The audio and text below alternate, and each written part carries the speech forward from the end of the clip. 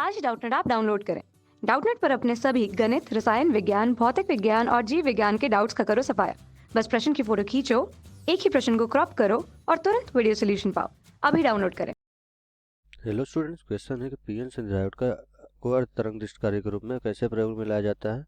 सरल परिपथ आरेख बनाकर कार्यविधि समझाना है और निवेशित तथा निर्गत वोल्टों के तरंग के रूप में दिखाइए निवेशित तथा निर्गत को। ठीक है, तो यहाँ पर हम पहले हम बना लेते हैं कि इसका परिपथ आरेख कैसे बनता है, फिर उसके बाद हम इसकी कार्यविधि समझाएंगे और निवेशी और निर्गत वोल्टता के तरंग रूप दिखाएंगे। ठीक है, तो ये हमारा क्या है, अर्ध तरंग दृष्टि कार्य का ये हमारा परिपथ आरेख है।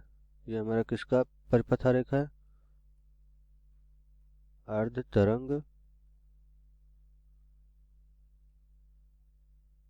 दृष्टि कार्य। ठीक है, तो इसमें क्या है कि हम एक यहाँ पर प्रत्यावर्ती धारा स्रोत लगाते हैं, यहाँ पर एक ट्रांसफार्मर, फिर ट्रांसफार्मर से उसको जोड़ते हैं, अर्थात ट्रांसफार्मर में एक प्रत्यावर्ती धारा स्रोत लगाते हैं जिसमें हमारा ये पहली कुंडली होती है जिसको हम प्राइमरी बोलते हैं और ये हमारी दूसरी कुंडली है सेकेंडरी। ठीक है, इसके बाद हम लगाते हैं यहाँ पर एक डायोड। ठीक है, जो हमारा पीएन संधि डायोड होता है, इसका हमारा जो हमारा यहाँ पर प्रतीक होता है इस तरह से होता है। ये हमारा क्या संधि है? पीएन संधि डायोड। ठीक है, इसके बाद हम यहाँ पर क्या करेंगे, एक लोड रेजिस्टेंस लगाएंगे। जो लोड यहाँ पर लोड प्रतिरोध क्या करता है कि इसी लोड प्रतिरोध पर हम ज्ञात करेंगे कि हमारा यहाँ पर कितना विभव हमें प्राप्त हो रहा है, ये हमें यहाँ पर पता करना होता है। ठीक है, तो हमें यहाँ पर जो विभव प्राप्त होता है यही हमें क्या बोलता है कि यही हमारा होता है आउटपुट, अर्थात निवेशी निर्गम होता है। यहाँ पर निर्गम होता है और निवेशी क्या होता है, यहाँ पर हम निवेशी वोल्टेज देते हैं। ठीक है, तो हमारी प्रत्यावर्ती धारा होती है, तो प्रत्यावर्ती धारा का हमारा तरंग कैसे होता है, ये हमारा साइन वेव की तरह होता है, अर्थात इस तरह से इसका तरंग बनता है। ये हमारा क्या होता है, अगर हम इसको पॉजिटिव साइकिल मान लें, धनात्मक धनात्मक, और इसको हम ऋणात्मक इधर मान लें, तो हम देखते हैं कि यहाँ पर हमें क्या आउटपुट मिलता है, अर्थात क्या निर्गम मिलता है, ये हम देखेंगे। तो हम यहाँ पर ले लेते हैं कि हम यहाँ पर जब ये हमारा पॉजिटिव साइकिल, ये साइकिल जा रहा है यहाँ पर, ठीक है, ये हमारा ये तरंग जा रही है इस तरीके से। ठीक है, ये हमारा ये धनात्मक है और ऋणात्मक, तो हम मान लेते हैं कि हमारा यहाँ पर ये धनात्मक वाला जा रहा है जब, तो ये हमारा क्या होगा, यहाँ पर हम मान लेते हैं कि हमारा ऋण, यहाँ पर हमारा ऋण है विभव इसका और यहाँ पर हमारा धन विभव है। ठीक है, तो क्या होगा कि हमारा जब यहाँ पर प्राथमिक जो हमारी कुंडली है उसके कारण जो हमारी यहाँ पर सेकेंडरी अर्थात दूसरी कुंडली होगी उस पर क्या होगा, प्रेरण की वजह से, अर्थात यहाँ पर क्या होता है ट्रांसफार्मर में प्रेरण की वजह से इस कुंडली पर से विभव यहाँ पर भी विभवांतर आ जाता है प्रेरण की वजह से। तो ये हमारा किस वजह से होता है, प्रेरण। प्रेरण की वजह से क्या होगा, इस पर हमारा धनात्मक आ जाएगा और इस पर हमारा ऋणात्मक आ जाता है। अगर यहाँ पर ऋणात्मक और इधर धनात्मक है तो प्रेरण की वजह से इस कुंडली पर यहाँ पर धनात्मक हो जाएगा और यहाँ ऋणात्मक। तो इस स्थिति में क्या होगा कि जब डायोड को हम धनात्मक, यहाँ हमारा ये हमारा कौन सा सिरा होता है, ये हमारा होता है यहाँ पर पी टाइप। ठीक है, ये हमारा पी टाइप हमारा इधर होता है अर्धचालक और हमारा इधर क्या होता है एन टाइप। ठीक है, तो अब हमने बताया था, मतलब हमें पता है यहाँ पर कि अगर हमारा ये पी टाइप है, पी टाइप यहाँ पर पी टाइप को अगर हम धनात्मक सिरे से जोड़ दें विभव के, विभव हमारा यहाँ पर पी टाइप में धनात्मक मिले और एन टाइप में हमें ऋणात्मक विभव मिले जो यहाँ पर मिल रहा है ये, तो ये हमारा कैसा काम करता है, ये हमारा उस समय क्या होगा, अग्रदिशिक की तरह काम करेगा। ठीक है, अग्र दिशिक की तरह काम करेगा। ठीक है, तो यह हमारा अग्रदिशिक बायस होगा। तो अग्रदिशिक बायस में हमें जितना यहाँ पर हमें मिल रहा है, अर्थात हमारा ये जो साइकिल इतना जो यहाँ पर मिल रहा है यही हमारा यहाँ से यहाँ प्राप्त हो जाएगा। ठीक है, यही हमारा जो है धारा बहकर यहाँ पर हमें प्राप्त होगा, अर्थात हमारे यहाँ पर निर्गत में कितना मिल जाएगा, हमें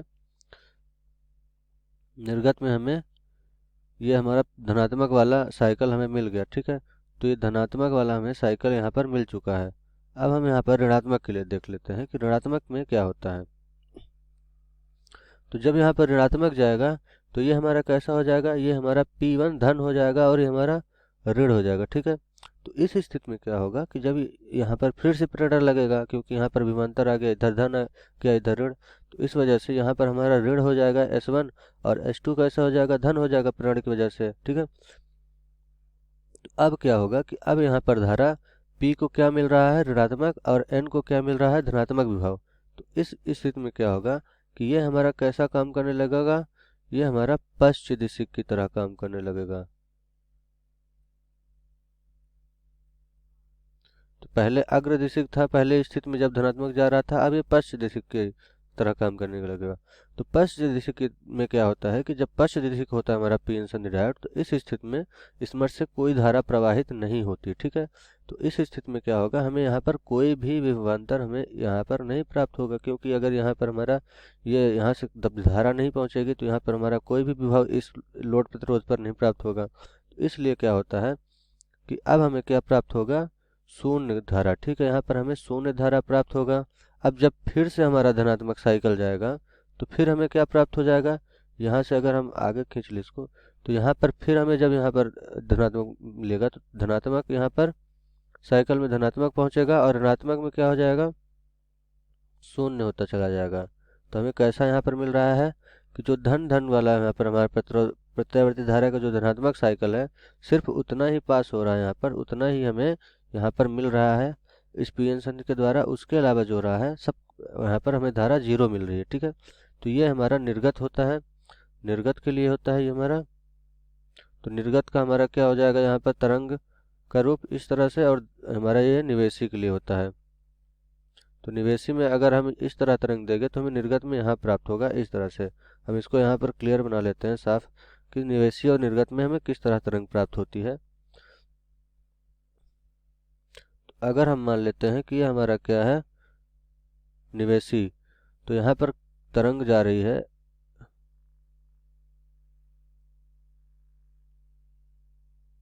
इस तरीके से, तरंग जा रही है जहाँ पर ये धनात्मक, ये ऋणात्मक, ये धनात्मक, ये ऋणात्मक और ये धनात्मक है, ठीक है।